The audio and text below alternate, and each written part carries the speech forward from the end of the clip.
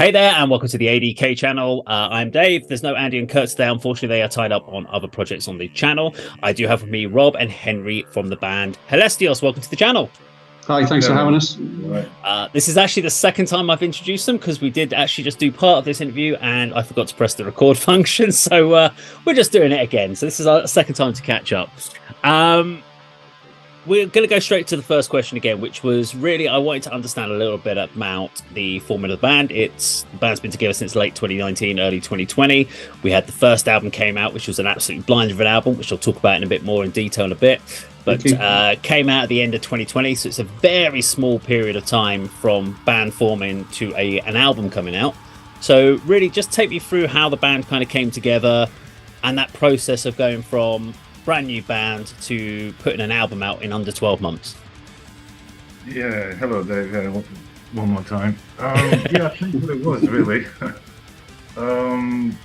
kind of there was accumulating this surge of just doing something more actively in terms with music, and around 2019 we met up with Helestios and just continued to develop the idea. And I don't know, yeah, if you say, if we now have to look back at it, it's like, yeah, you're right, it's a really short amount of time, but yeah, just don't know, it was good time and inspirational, I suppose, as well.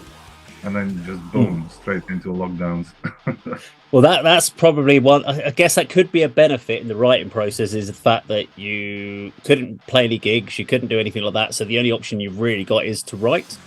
And in today's world, you can do a lot of things digitally nowadays, or everything but through email, etc.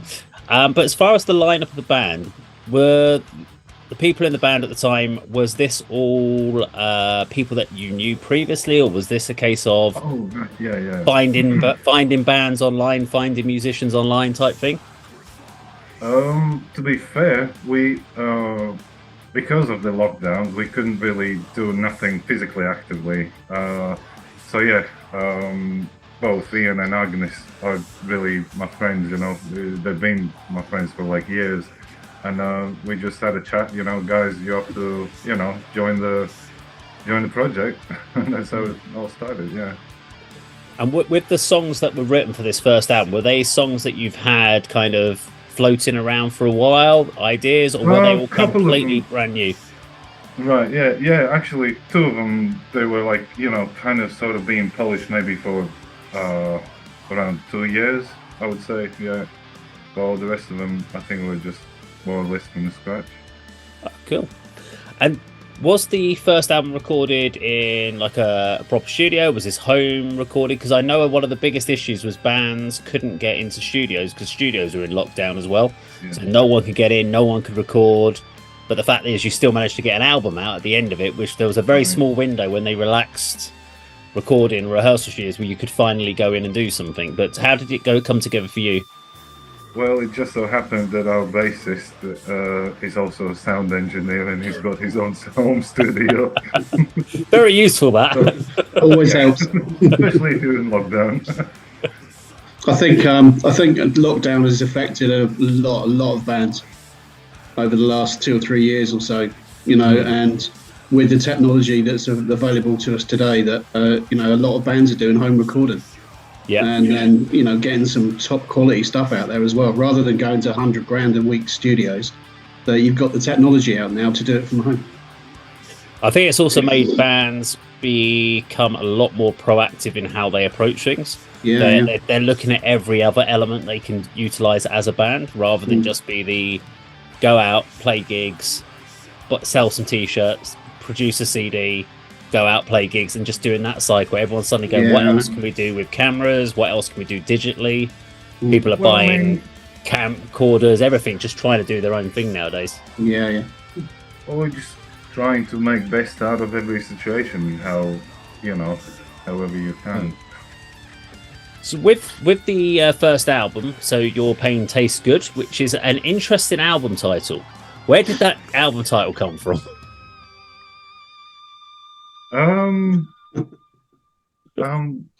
I promise one day I'll tell you in detail. You'd have to dig deeper in the lyrics, to be fair. Okay. it's been a while since we actually played this song, and even on lives as well. But I know for sure it did involve slightly a little bit my personal stuff that Okay, was going on around that time. Yeah. fair enough.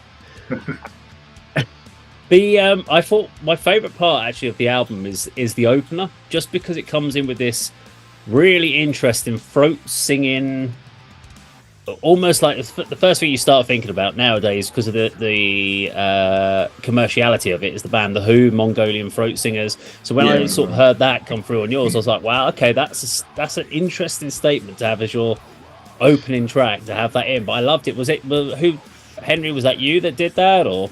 That was Agnes, actually, the bassist, okay. and our sound engineer. Yeah, he's actually working on our second studio album as well as a mixer and master and sound engineer. So, Okay. good quality, pretty much. It was really interesting. I really liked it. I mean, it's a real good mix of elements of styles of music across the album. Whether that's sort of the melodic death element, like the Gothenburg elements of things like Scar Symmetry, In Flames, you can hear definite sort of some of those in the genes of the music. And Mon and Marth was another band I kind of referenced, and there's also elements of sort of the more up tempo elements of Paradise Lost, some of those doom elements, sort of the Draconian Times era. So there's definitely some of those in the genetics, but you don't sound like any of them specifically. Whereas some bands you can say, well, you sound like a very distinctive band. But with the new album coming up, are we going to expect to have a lot more of the similar, or have you changed style in the direction? The new album, the second album, is slightly different, but it is quite similar as well. If that's if not a contradiction in terms, but there's some interesting stuff on there. So an evolution, maybe. Yeah. We'd hope so, because every band, every artist strives to get better on the next album. So yes. So if you want to add anything to that, Henry. Absolutely, yeah. I think it's for what it's worth. I think it's continuation of already what we've begun in the first album. So think of it as a person can use such vocabulary so that once in a while they'll return to keep using some sort of previous term that they did use before.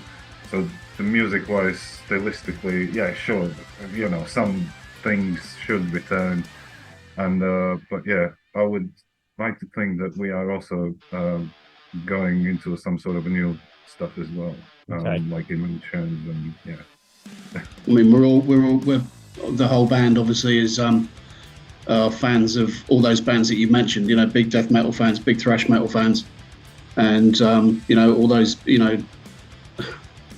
the sort of heroes, as it were, you know what I mean? But we've been listening to that kind of stuff for years and years, decades and decades, but try to sort of get your own sound, your own niche, as it were.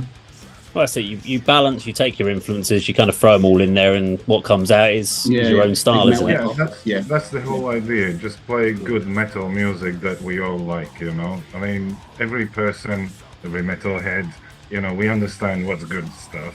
Yeah. And, just keep going that sort of trail. So as a band... Keep talking. Oh, sorry. Carry on, sorry. I'm just there, keep talking what's on our minds. Yes. Because I was going to ask about this for the next album, Road to Ecstasy. Is there an underlying message across the album with the different songs? Is there a story element of like different styles, or is it just a collection of different songs that have different personal meanings? Yeah, right. I don't think it's like a whole album as a single sort of thing, with different intersections, but thematically, I would imagine, it is sort of connected. It's more contemporary. It's not so much about history or historical stuff as the first one, Your Pain Tastes Good.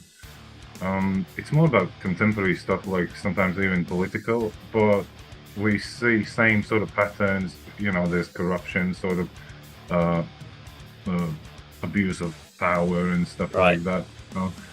yeah, these things you observe throughout the civilizations, from the past until now, and unfortunately probably can't escape in the future as well. But yeah. Okay. So, as a band, when you're working on new material, what's the writing process within the band? Is it a case of that you're very much a jam band where people just jam in the studio and you come up with ideas, or is it people bring ideas in with here I've got a whole song that might work, or how does it work for this band? Well, as you previously mentioned, there were these things called lockdowns, and so yeah, you couldn't do jamming too much throughout the past couple of years. Well, not last year, but before then. Mainly, I think we got sort of like ideas generated by myself, and then we sort of go through them and adjust them. Okay, is this usable? Is this good? Or oh, this one's nice. Or this one's awesome. Or this one's not. Right. And yeah, and then sort of through voting, we go for these tracks, and then yeah, Stelios would use solo.